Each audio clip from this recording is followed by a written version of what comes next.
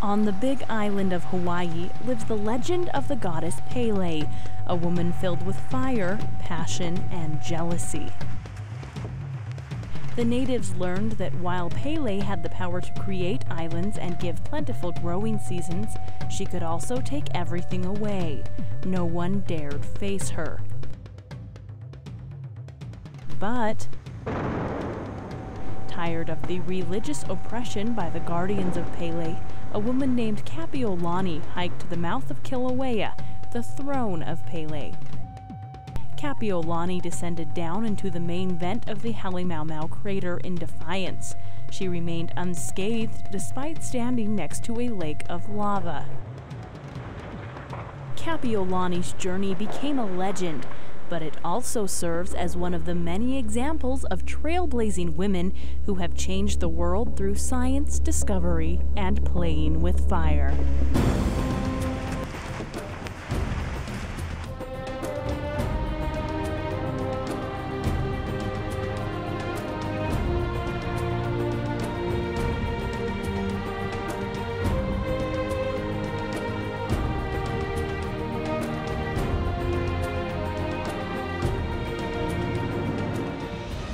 I'm Natalie Tripp. The volcanic activity that created the islands of Hawaii, which hold breathtaking scenes like this, can also bring death and destruction when not understood or taken seriously.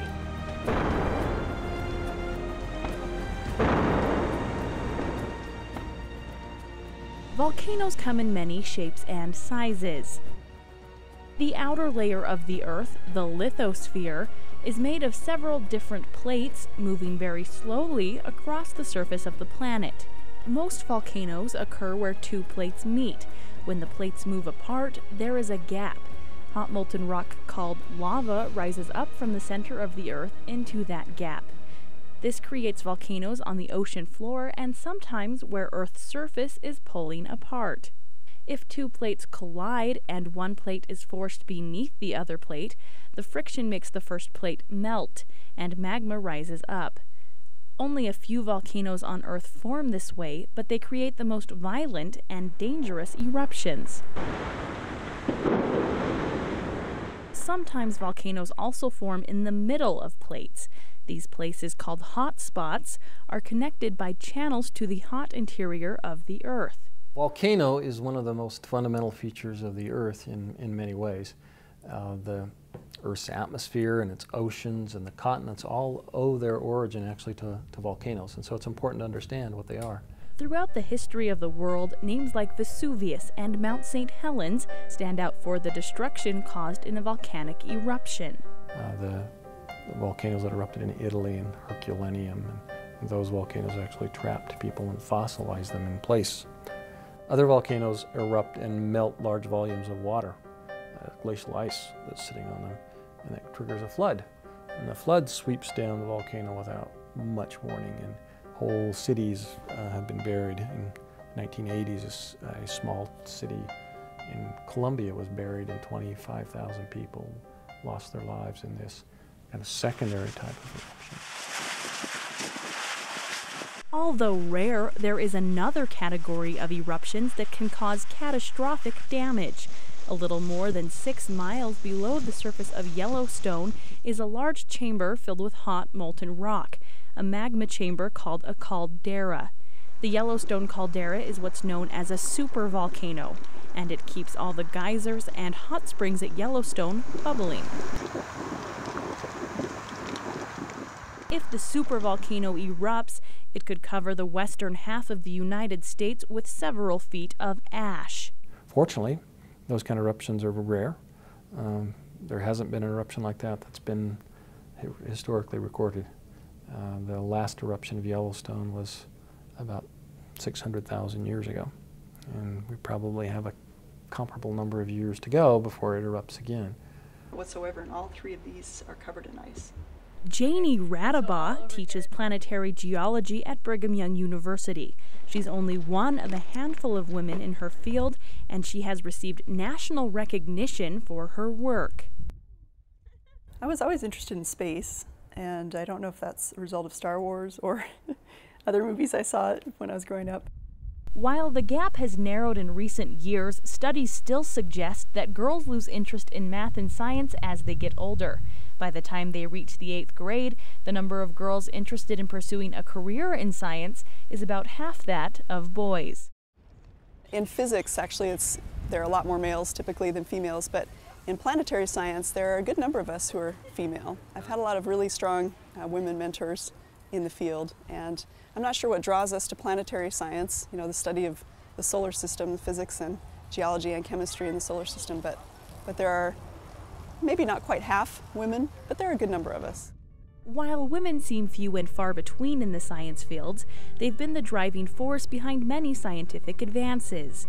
Marie Curie made groundbreaking discoveries involving uranium and radiation, and Jane Goodall changed the way we look at primates.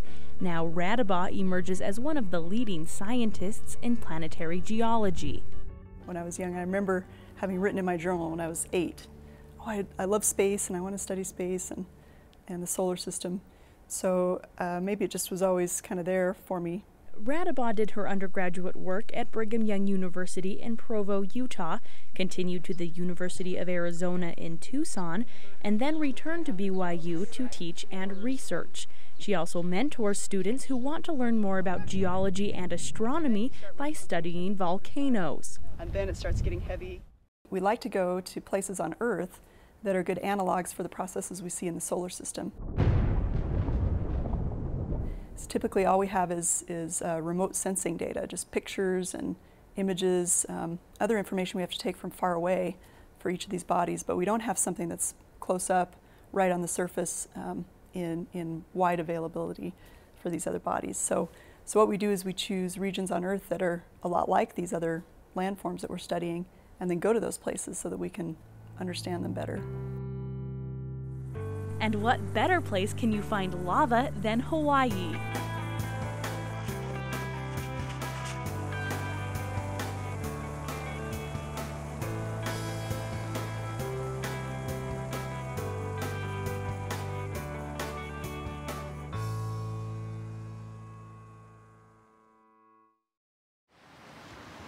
Volcanoes formed the beautiful islands that make up Hawaii more than 5 million years ago, when the Pacific Plate moved over a volcanic hotspot. Because the plate moves so slowly, lava cools, hardens, and builds layer upon layer to form islands.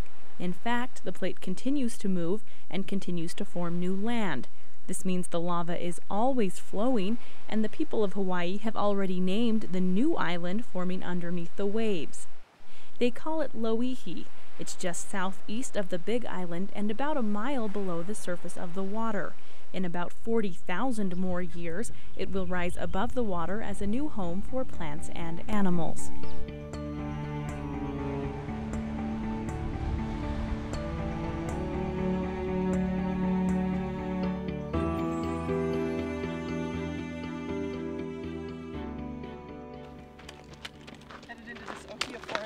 On this trip to Hawaii, Janie took a couple of promising students to see the island's unique geological features.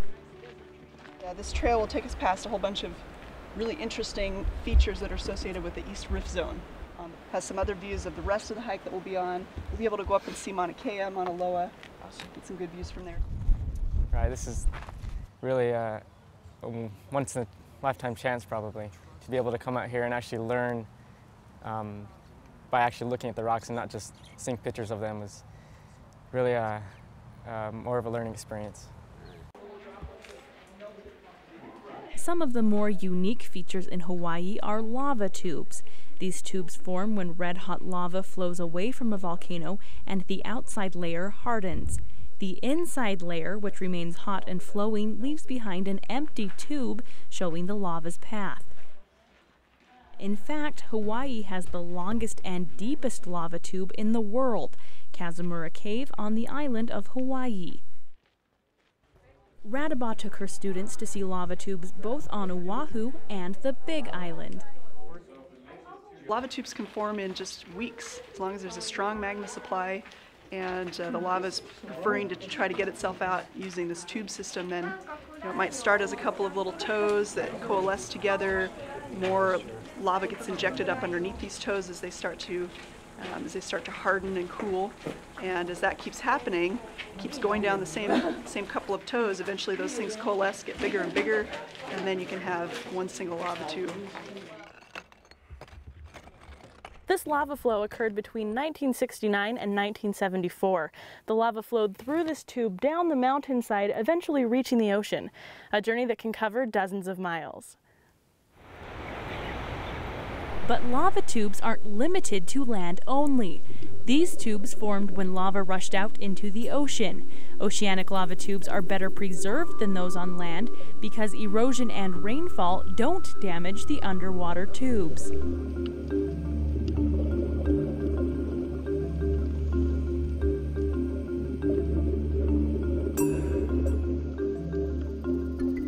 So there are a lot of really delicate features that we saw that would have been hard to find on land anymore.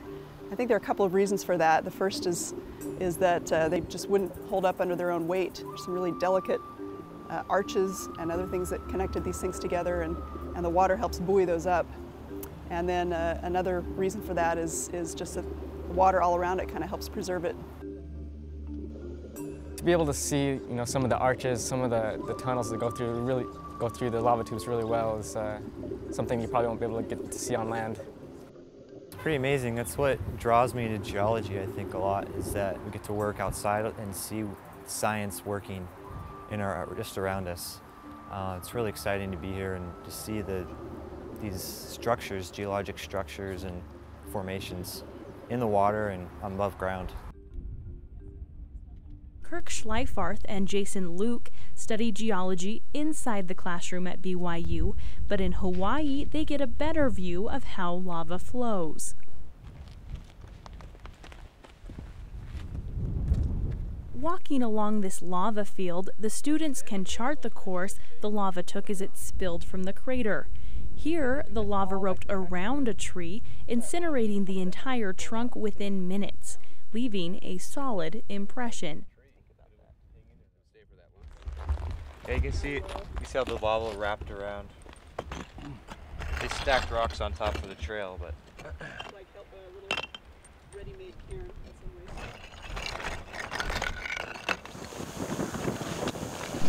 When active volcanoes formed the Hawaiian Islands, they left thick layers of ash. Over time, this ash provided rich minerals which led to tropical growth.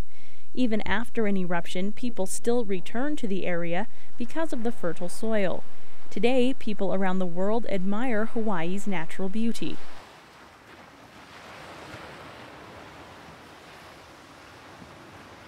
These red blossoms, known as lehua blossoms or Pele's flowers, grow near the Halemaumau crater, showing how quickly life can rise from the ashes. Legend says this flower and the tree it grows on were once two lovers, whom Pele became jealous of. She turned the woman into the blossom and the man into the tree trunk when he chose his wife over the goddess. Today, the lovers remain forever entwined in the ohia tree.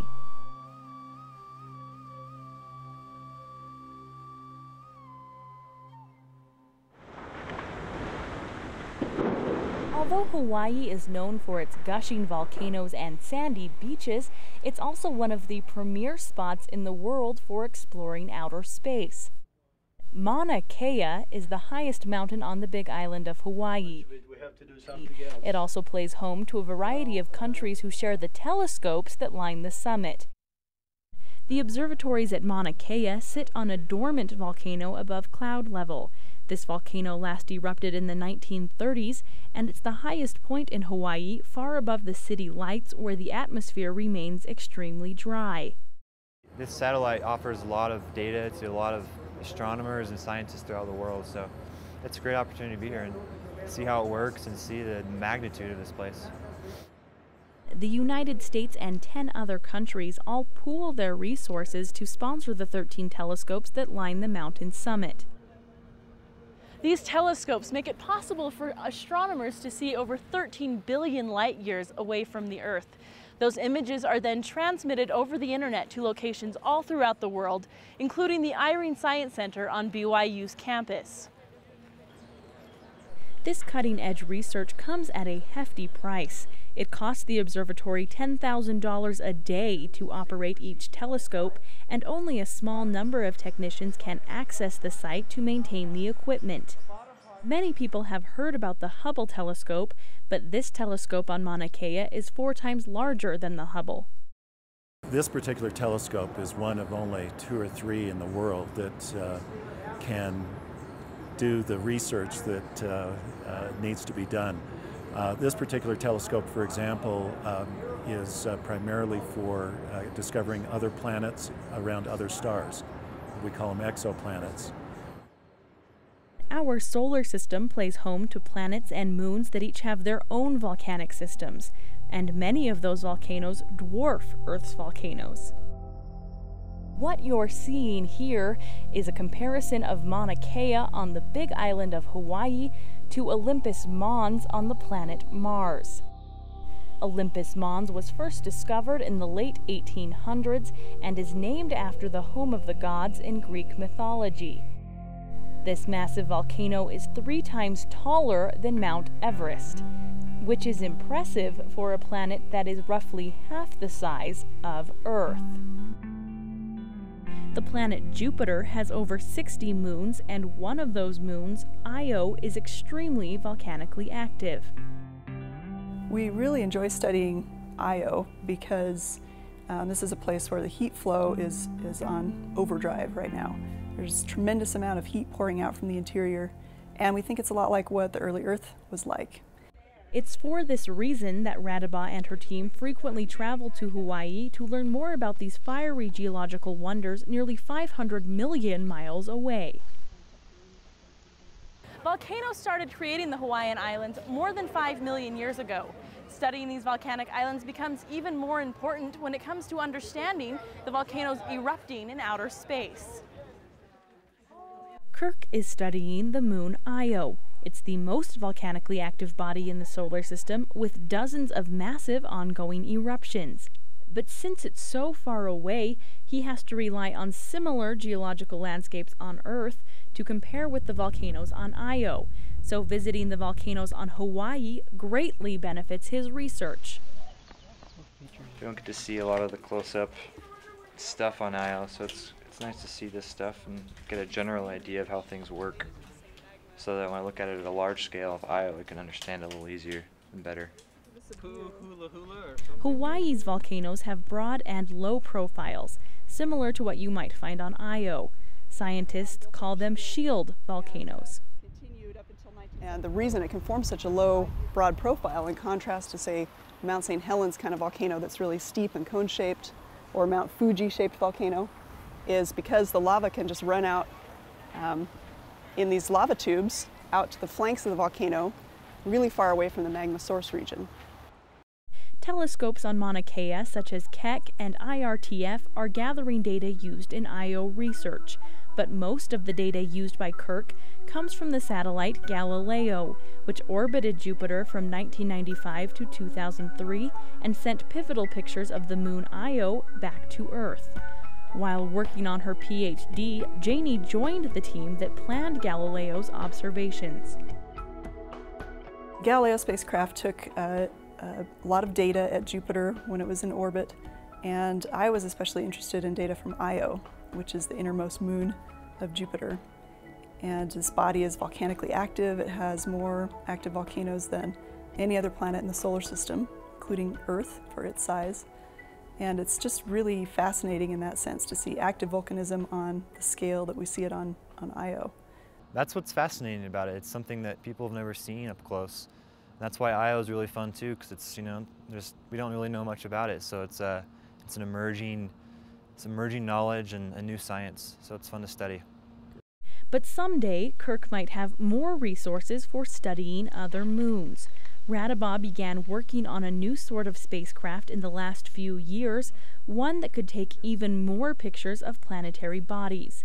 The research team, comprised of several researchers around the country, have plans for a remote-controlled spaceplane, similar to what the military uses to scope out Afghanistan. We are hoping to design and build an airplane to explore Titan. And Titan is a moon of Saturn It's the largest satellite of Saturn. It's a little bit bigger than our moon, and it's a really unique body because it has a thick atmosphere like Earth's, made mostly of nitrogen, and contains a surface with features on it a lot like Earth's, with mountains and rivers and sand dunes, lakes. And the best way to study the surface, because the atmosphere is so thick, is to get an airplane and fly it around. This space plane, though only about 10 to 15 meters across, could give scientists a bigger picture about early Earth. Many of Titan's geological features look similar to those found on our own home planet, and that's also true of Io. So Io is unique because it's much like, or what we think is much like prehistoric Earth, very volcanically active, not much life, but potential for life. Well, Io is very volcanically active, and we think the Earth was a lot like that in the past. And so we're studying the early Earth and the conditions that were present on the early Earth. And that may actually help us understand how life arose on the Earth. What were the conditions like when life first arose here? And those are things we don't understand very well yet. It all leads back to Earth. By studying other planets, we can learn more about ourselves. The more we understand volcanoes on the Earth, the more we're better prepared for hazard preparedness, and these volcanoes will continue to erupt worldwide. It's just the pure pursuit of knowledge, and because we're able to study these things, we're able to understand in many ways, the mind of God than we do, because it's a way to gain more knowledge about things. Scientists cannot explain everything about the creation of the Earth, but even through the scientific method, many agree it could not have happened by chance or with only a little help from volcanoes. And they are a reflection of the creations. They reveal to us how God created the world, how the evolution of these worlds has gone on through the millennia, through the development of these volcanic processes, and to me that's a testimony of the great power of God in the background of all of these dynamic activities. From the deepest part of the Earth to the farthest point in space, men and women will continue to look for answers about the origin of the planet they call home. We really need to go beyond Earth orbit at this point. We've spent a lot of time in low Earth orbit beyond what we did at the moon way back in the 1970s. And so it's time to either go back to the moon. We need to think about maybe some near-Earth asteroids, places that are close by and interesting and different than what we have here on Earth. And as Radebach continues to explore volcanoes and solar systems, she'll blaze her own trail and keep fighting with that passionate goddess of fire.